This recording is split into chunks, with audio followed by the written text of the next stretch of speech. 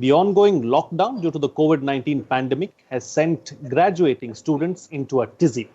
Those looking to go abroad for higher studies are worried as well. The worst part is that since COVID-19 has affected most countries worldwide, no matter where Indian students plan to go, there is uncertainty. According to a survey done by study choice platform Study Portals, 40% of potential international students want to change their overseas education plans due to the COVID-19 outbreak. On this edition of The Big Picture, we will analyze the road ahead for international students. Joining me on the program today are Ashok Sajanar, I beg your pardon, a former ambassador, Akshay Chaturvedi, CEO, Leverage Edu, and Urmi Goswami of the Economic Times. Thank you to all my guests for joining me on this edition of The Big Picture. All right, Akshay, let me begin the program with you. Let's first try and understand and try and analyze, because you send a lot of students abroad, you do a lot of consultations with them, and you are in charge of their lives really as far as their foreign education is concerned. So how has the pandemic really impacted Indian students seeking admissions abroad? Sure. No, thanks so much. Thanks so much for having us here. Let me begin by taking a step back and kind of defining the different types of students who go out abroad. We can essentially classify them in two categories. One would be students who are very academically inclined and they go to the top 100 universities across the world.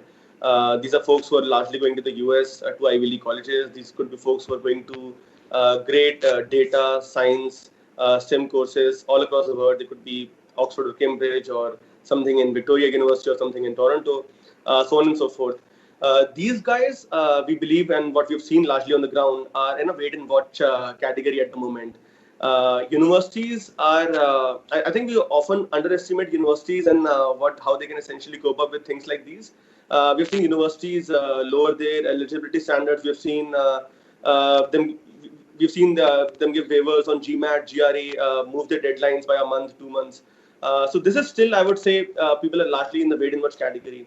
The second is the larger set of students who move abroad from India are folks who are either not able to find their courses in the domestic market.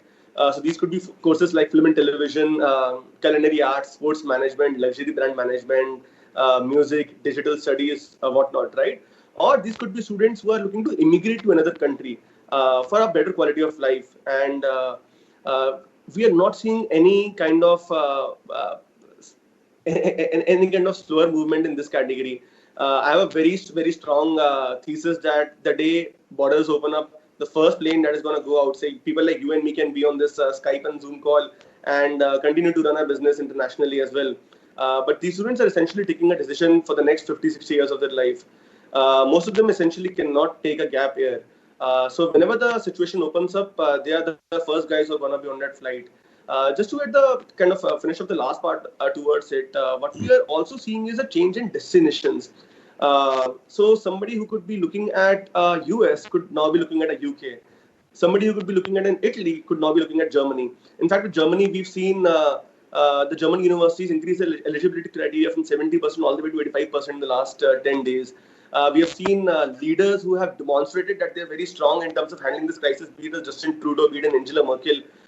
These guys are seeing absolutely outstanding traction in terms of international student mobility. So I think a lot is happening in the space. There is some wait and watch, but the trends are also changing. The trends are not just developing what to develop what anymore. The trends are also, like we were talking about, in terms of the domestic territory, where people are thinking about what is a red zone, what is a green zone. So I think within the student mobility space as well, people are trying to move from red zones to green zones. And I think that is a very interesting trend to note as we move forward. Okay, thank you, Akshay, for letting us know what the situation really is as far as your domain is concerned. Ambassador, let me take the discussion forward with you. Now, Akshay gave us a roundup as to potential students who want to go abroad. But what about students who are already there, especially those in their final semesters and those seeking to get jobs? Clearly a difficult time for them. No, absolutely a difficult time for them. I think we also need to recognize, Frank, that this whole scenario of Indian students going out to study, that has been changing over the years. It's not been a stationary scenario, so to say. As far as COVID-19 is concerned, that has accentuated some trends, that has, changed some trends very radically. But if you look even over the last 10, 15 years, For instance, in terms of the attractiveness of some of the markets. Earlier, it used to be that United States used to attract such a large number of students from India. I remember when I used to be in Washington, there used to be so many students coming, number one, because it was easy to come in. Number two, it was not all that expensive. Now, as far as the United States is concerned, I think their fee structure has also increased by about 400% over the last 20 years or so. So I remember when I sent my son to Yale University many years ago, he was paying about $42,000 a year. And every year there is a 10% increase. So, it becomes, even for those who are here and who want to go there, go to the Ivy League universities and so on and so forth, it becomes very, very difficult for them. Also, when they are going even to the United Kingdom, I think there are new players that have come into the market. Australia has emerged as a very significant player. New Zealand, although it's a small country, has so. But looking at these students who are already there, as you asked, I think it becomes a big challenge for them. Different countries have different regulations and different rules, because once you are in the United States, you are allowed to stay there for just about 1 year or so. I remember that used to be the practice earlier. I don't know what it is today. Akshay might be able to bring us yesterday. Yeah, okay. Yeah, so, you might be able to. That is what, particularly since the time that Mr. Trump has come, many of these things have been changing. But even before that, because they have been focusing on providing jobs to their own people. They don't want outsiders to be staying there after finishing their course. For instance, even in India, Frank, if you look at it, we have about 50,000 international students here. When those students come here, as soon as they finish their studies, they are required, as soon as they've given the final exam, they are required to go back. They cannot stay here. They cannot be looking for a job. While as far as UK is concerned, again, I know a little bit about these two countries personally, because my daughter went to UK for her higher studies. And there you are allowed to stay for some time to sort of, get some on-the-job experience or whatever. But I think for these people, it is for these students who are there, it is going to be a very difficult time. It is going to be a very uncertain time, because till there is some stability and predictability on the ground, when we talk about, let us say, economy or different sectors of the economy, education is also a very important sector of the economy. Because when students are going, even as far as India is concerned, when we attract students, on top of the agenda is the revenue that they will be able to bring to our country. And so I think in that context, when the economy is getting buffeted from one side to the other, I think the condition of these students also becomes very uncertain. We really have to wait as to how the whole thing pans out. Hopefully, once we get a cure, once we get a vaccine, again, the possibilities of that are looking brighter by the day. But once we do not have a clarity on that, I think it'll be difficult to be able to say as to how they will be able to respond or react to the new situation that they have been placed in. Okay, all right. Let me take one aspect forward with you, Urmi Goswami. The fact that the ambassador was talking about the international students who come to India. Now, that also is something that we need to talk about. Right. So, as far as international students wanting to come to India are concerned and who are already here, what is their fate and what's really likely to happen on that front? Okay, so as mentioned, roughly about 50,000 international students are present in India, and they're mostly from the African states, neighboring countries, and maybe a little bit from the Gulf countries. And one state that sees a huge concentration of these students is Karnataka. About, I think, roughly 1/5 of the total number of foreign students are in Karnataka, and that gives you a sense of which areas they show their interest in, and those are engineering, medicine, And of course, but broadly, those are the areas that they're going to. We have a different system of we have clear quotas about how what number of international students can be taken as a percentage of your total intake. So our sort of intake of international students is by itself very limited, and for good reasons, because you have a huge domestic market to cater to, and yet you want an international flavor in your campus. Diversity is the talk of the moment. You want your country to be what do you call it, a destination for a knowledge destination.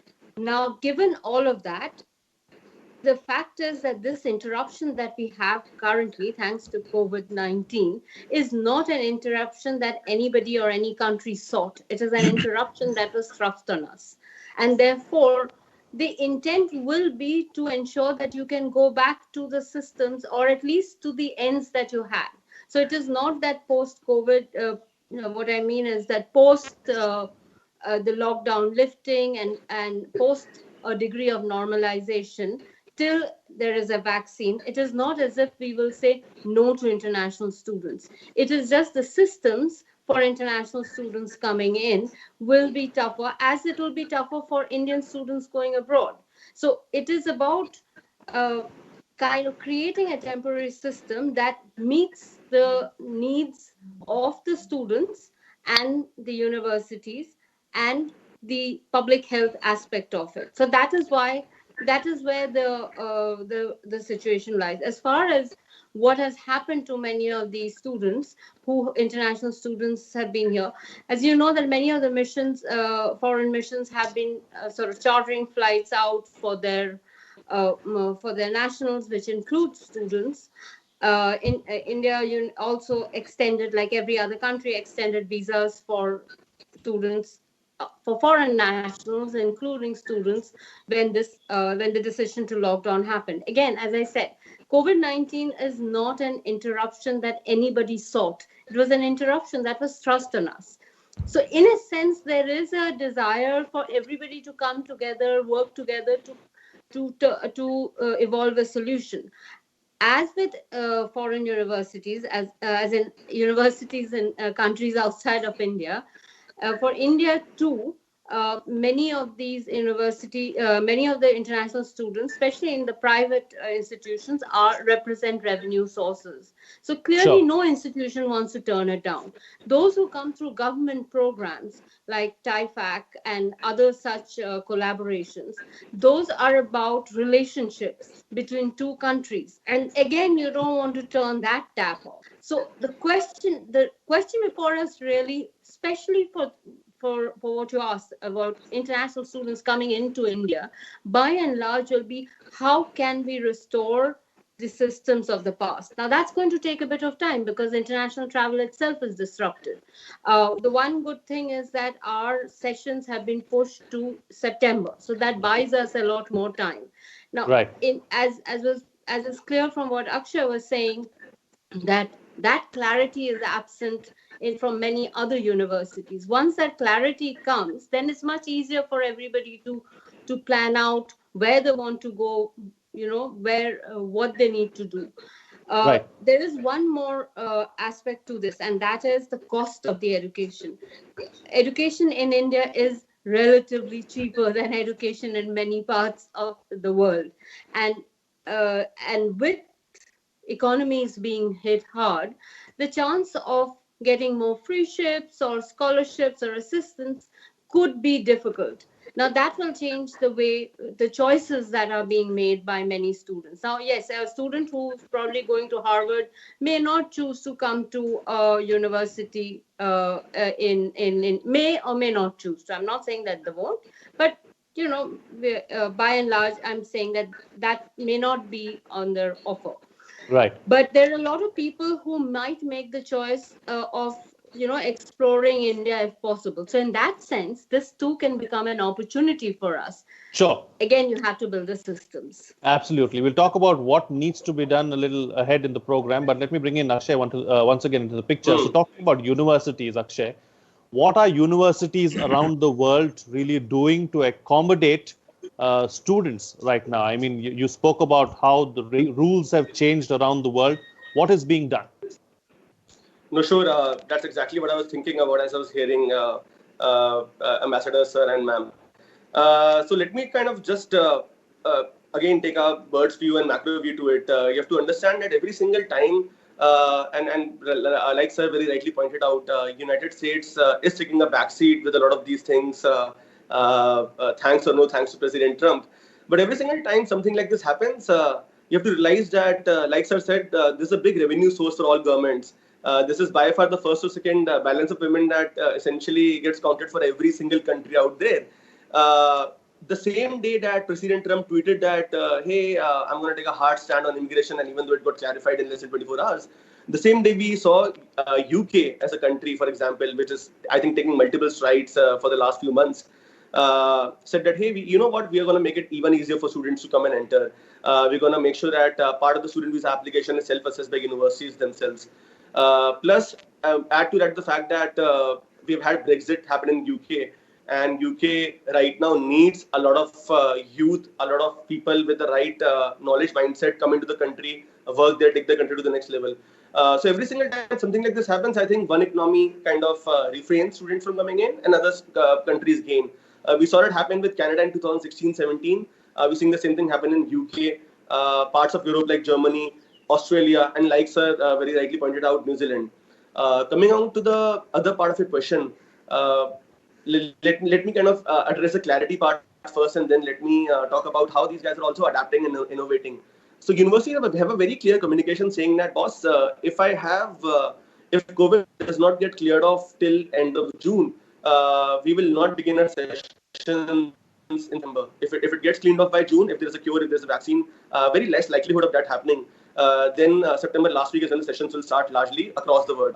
If it extends till August, then it's going to be last week of October or mid-November. If it extends across the entire year, to be honest, I don't think it will extend across the year. But if it so happens, then the sessions will start in January. And in that case, the first 1 or 2 semesters might happen online, which is the arrangement that most of these guys are looking at. So we still have a lot of time in our hand to address this at the moment. So that's what the universities are largely saying. To look at the second aspect of it, universities are innovating as well.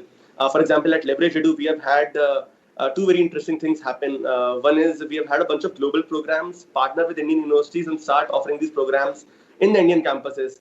We have had a management school, we have had a strategy school, we have had a marketing school run by one of the world's most renowned professors who are partnering with universities in Ahmedabad and Bangalore, and they're running these programs for a much cheaper cost. 5 lakh, 7 lakh, 8 lakh, that's the maximum that it kind of goes to. And these are, so for example, you'll get a degree from this university, but you'll get a diploma or a certificate from the university abroad. So they're also kind of looking at how can I still address the Indian students who are looking at a globalized curriculum, who are looking at globalized teachers in an online fashion, or in an India to India classroom setting as well. The second part is we have this thing called pathways, right, which where students go out and do the first part of their program in a different school to gain more credits. So we are seeing pathways also getting reimagined. What I mean by that is we also have, we are working with a bunch of universities in Australia who are saying that why don't you do the first 2, 3 or 4 credits online, and then you can come to Australia in 2021 and finish the rest of your course here. So for students who are looking to be in India and do a cheaper degree with the right expertise, with the right curriculum, of course, the first one is a great option. For students who are looking to immigrate to a different country, and it started in Australia, I'm sure it will pick up in UK and other parts of the world as well, probably in Canada as well, because they are very innovative too. These are great programs that I can possibly do the first 4 or first 6 credits of a 16 credit or 20 credit program in the comfort of my home at a much cheaper price online, and then still have that option, because I'll have that admission letter in my hand, still have that option to get a visa very quickly and move to an Australia or a UK or a Canada in 2021 as situation becomes better. So I think universities are adapting really well, and we'll in fact see more innovation come through in the next couple of months. I'm very sure of that. Okay. So innovation is the key word really as far as this particular issue is concerned. Ambassador, two aspects. One, of course, the one that you raised in your opening remarks itself, the economics of all of this. That's very important to note. Secondly, an issue raised by Urmi Goswami about the exchange program really as far as students are concerned, and how it has an impact on the culture of two or more countries. So these are some things that to keep in mind as well. No, absolutely, Frank. You're very right. And I think we can take both these aspects, both as far as incoming students to India are concerned and also as far as the outgoing students are concerned. As far as the economics are concerned, as Urmi very rightly mentioned, India is a cheap place, meaning not cheap in the sense of not giving quality, but cheap in terms of let me put it, it's competitive. It's very cost price conscious market here. You know, the students who are coming here, they get value for money. So in that sense, it is an attractive destination. And India also has, whether it is our culture, our traditions, civilizational strength, that also is there. And many of the people, many of the students who come here, they also want to take advantage and benefit. And since I'm mentioning about culture, I think the last few years, ever since this government has come to power, there has been much greater emphasis on India's culture and India's ancient heritage and civilizational strength. Whether it is to do with yoga, whether it is to do with Ayurveda, whether it is to do also with homeopathy, even in the context of dealing with COVID-19. So I think as far as economics is concerned, India has stands on a very good and a sound footing. But of course, India needs to do much more to be able to brand itself into an attractive destination for foreign students. Because, if you look at it, what Urmi said very rightly, we have just about 50,000 international students. That comes to about 0.6% of our total student force here in the country. And in the education policy, we have been talking about 15%, and we are offering the best institution, the IITs, the NITs, the central universities, the state universities, etc. for this. So I think there is so much more that we need to do, much more in terms of investment, in terms of infrastructure, in terms of building the curriculum, in terms of not limiting it only to degree courses and theoretical courses, but having more utilitarian aspect, Right. more skill development, so to say. So I think these are things that we need to do, but I think India stands on a good footing there. So your second question in terms of the cultural aspects, and I think there also India is extremely strongly placed because, as I said, people want to come to different countries, and here we can use that as our soft power. And basically, in terms of people who come here, and of course, we have to provide them with safe environment, with happy environment. We have to, we had some cases of discrimination against Africans some years ago. We saw that. And as Urmi mentioned, next to our neighbors and Asians, it is the Africans who comprise the second largest component of foreign students in India. So we have to provide a safe environment, a safe atmosphere, but they can be very strong transmitters of India's soft power. And then the networking that they will do with Indian people, I think that can stand us in very good stead. So Right. India has a strengths. We need to take them forward. We need to build them. We need to cultivate them. But I think we have a good product which we should be able to market in a branded manner.